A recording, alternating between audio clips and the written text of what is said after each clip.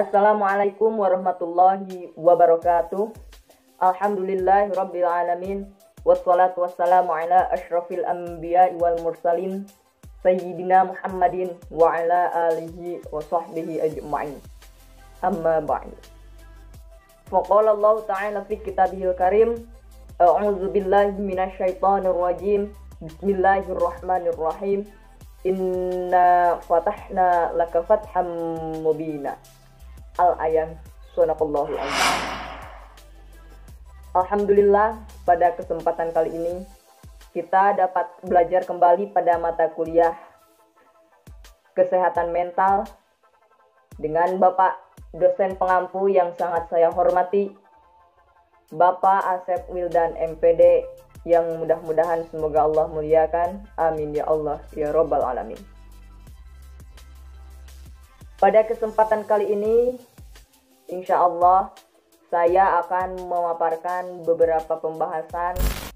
Yang pertama, skema and self, dan yang kedua, konsep diri. Baik, untuk pembahasan yang pertama, yaitu skema and self. Nah, skema and self ataupun sering disebut juga self skema merupakan kumpulan keyakinan, perasaan, dan generalisasi yang kita miliki mengenai diri kita sendiri. Di mana self skema ini keberadaannya sangat mempengaruhi perasaan kita terhadap diri kita sendiri atau bahkan mempengaruhi perilaku kita. Termasuk di dalamnya ada konsep diri juga yang memang mengarahkan atau mengendalikan diri kita sendiri. Nah, maka dari itu kita masuk kepada pembahasan konsep diri. Adapun dengan konsep diri itu adalah fondasi untuk diri kita sendiri. Maksudnya ibaratkan sebuah bangunan. Konsep diri ini adalah fondasi. Maka semakin kuat fondasi ini, maka semakin kokoh pula bangunannya. Lalu, komponen-komponen yang mendasari dari konsep diri tersebut, yaitu yang pertama ada self-ideal atau diri ideal. Di mana diri ideal ini merupakan gambaran dari sosok yang kita inginkan. Jika kita bisa, maka kita ingin seperti orang itu. Contohnya, kita lihat ya, anak kecil. Dari berbagai tontonan-tontonan yang dipertayangkan, maka si anak itu memilih tontonan Power Ranger. Mengapa? Karena anak itu terobsesi ingin menjadi seperti salah satu dari bagian mereka, salah satu dari Power Ranger tersebut. Contoh di kitanya, seperti halnya kita pasti pernah membaca ataupun mendengar atau bahkan bertemu dengan seseorang yang memang menurut kita orang tersebut sangatlah luar biasa.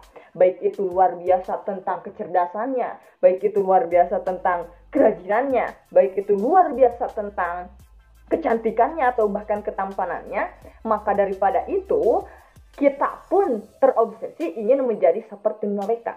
Karena kita melihat bahwa di dalam diri mereka itu terdapat sesuatu hal yang sangat sempurna, yang sangat luar biasa menurut pandangan diri kita. Nah, itulah yang dimaksud dengan self-ideal atau diri ideal. Lalu lanjut kepada yang kedua, komponen yang kedua yang mendasari konsep diri, yaitu self-image ataupun citra diri. Self-image ataupun citra diri merupakan cara kita melihat diri kita sendiri, di mana kita akan bertindak sesuai dengan apa yang kita lihat pada cermin diri kita sendiri. Misalnya ya, saat kita bercermin, kita melihat bahwa diri kita adalah seseorang yang percaya diri, adalah seseorang yang tenang, adalah seseorang yang mampu belajar dengan baik. Nah, maka daripada itu, setiap kali kita belajar, kita akan memiliki rasa percaya diri. Kita akan memiliki rasa tenang. Kita akan memiliki rasa yang pasti kita akan mampu menyelesaikan sesuatu. Sehingga dengan begitu, apabila suatu saat, semisal kita sedang menjalankan ujian, dan hasil akhirnya nanti yang kita lakukan tidak sesuai dengan apa yang kita inginkan, maka kita tidak akan merasa bahwa kita dalam keterpurukan. Bahkan kita tidak akan merasa bahwa kita berada pada titik kejanggalan ataupun hal yang lainnya.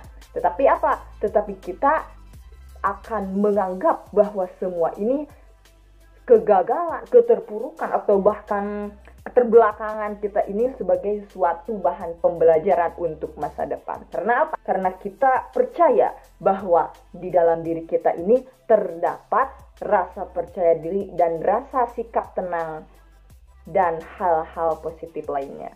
Nah, itulah yang dinamakan citra diri.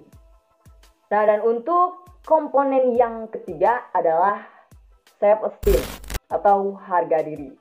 Di mana harga diri ini merupakan komponen yang bersifat emosional dan merupakan komponen yang paling penting dalam menentukan sikap dan kepribadian kita. Di dalam harga diri ini kita berhubungan dengan citra diri dan diri ideal tadi. Jadi apabila semakin sejalan citra diri kita dengan diri ideal tadi, maka akan semakin tinggi pula harga diri kita. Nah, lalu bagaimana cara agar konsep diri ini terbentuk? Maka untuk memudahkan kita memahami dalam konsep diri ini, kita ambil contoh ya. Kita akan melihat meja yang kita ambil sebagai salah satu ilustrasi. Nah, konsep diri ini seperti sebuah meja. Ada kaki yang menopang di bawahnya. Maka semakin banyak kaki meja, maka akan semakin kuat pula konsep diri seseorang.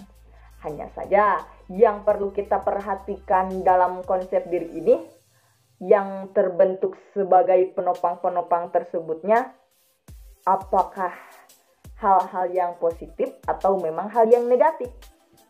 Apabila memang penopangnya itu hal yang positif, maka kita haruslah mensyukuri, dan apabila memang penopang-penopang tersebutnya negatif, maka kita harus segera menanggulangi yang salah pada diri.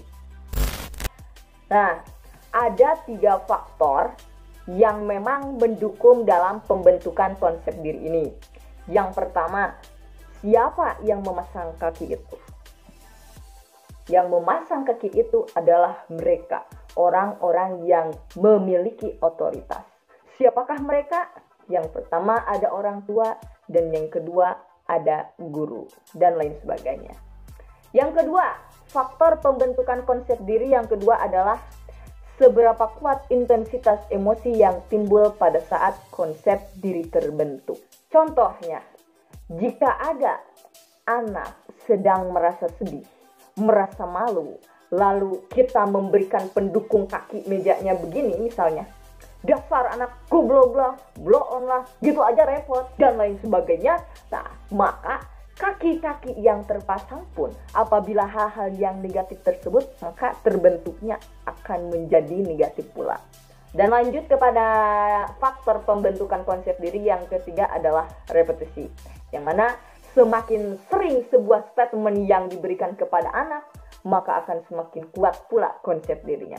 Semakin kuat juga kaki-kaki penopang yang ada pada dirinya. Sebagai contoh, kita ambil contoh ya, dari konsep diri seorang anak yang merasa dirinya sangatlah bodoh. Contohnya, ada seorang anak yang merasa dirinya bodoh dan tidak mampu mengerjakan hal-hal apapun. Nah, mengapa si seorang anak itu dapat memegang konsep diri seperti itu? Maka kita ambil contohnya. Misalnya ketika di sekolah si anak tersebut mendapatkan nilai jelek ya, maka dia akan merasa malu terhadap dirinya, malu terhadap keluarganya, atau bahkan orang tuanya. Maka ketika ia sampai di rumahnya, orang tuanya pun berkata, "Lah, kok kamu bodoh banget sih?" Nah, seperti halnya begitu. Soal begini saja tidak bisa dijawab. Terus ketika berada di sekolahnya, kata guru, "Lah, kamu kok bego banget sih? Sudah diajari beberapa kali masih saja tidak mengerti." Nah gitu, kata guru di sekolahnya. Nah lalu muncul lagi kata teman-temannya, "Lah, kamu ini memang goblok, blow on, bla bla bla bla bla." Nah maka dari itu, ketika konsep dirinya saya itu bodoh, nilai jelek, lalu apa kata mama, apa kata guru, dan apa kata teman-temannya, dari lingkungan yang terus-menerus menjustifikasi bahwasannya anak itu tidak mampu, bahwasannya anak itu bodoh, maka akan semakin kuat pula kaki-kaki pondasi yang menjadikan si anak itu memiliki konsep diri bahwasannya saya itu bodoh. Lalu sebaliknya, nah, bagaimana konsep diri positif ini terbentuk? Polanya sama ya, hanya saja anak yang memiliki konsep diri positif banyak menerima statement-statement positif dari lingkungan sekitarnya. Kita ambil contoh ya, seorang anak yang rajin di sekolahnya, dia mendapatkan nilai bagus nih, sehingga banyak yang mengapresiasi kepada dirinya. Nilai bagus, pulang ke rumah, kata mama, disanjung-sanjung, "Wah, nilainya bagus, mama bangga kepada Anda," kata mama. Terus kata guru ketika di sekolah, "Wah, kamu memang rajin, ibu bangga mempunyai murid seperti kamu."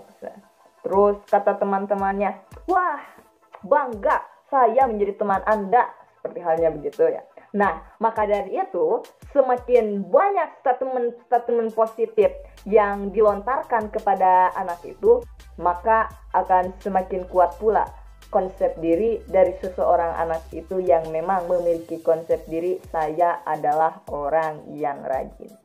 Sehingga si anak itu dapat mempertahankan kerajinannya tersebut dan bahkan bisa meningkatkan kerajinannya tersebut. Maka daripada itu, konsep diri seseorang itu tergantung dari orang yang menopang di sekitarnya. Apabila pondasi para penopang orang-orang tersebutnya positif, maka akan positif pula konsep diri seseorang.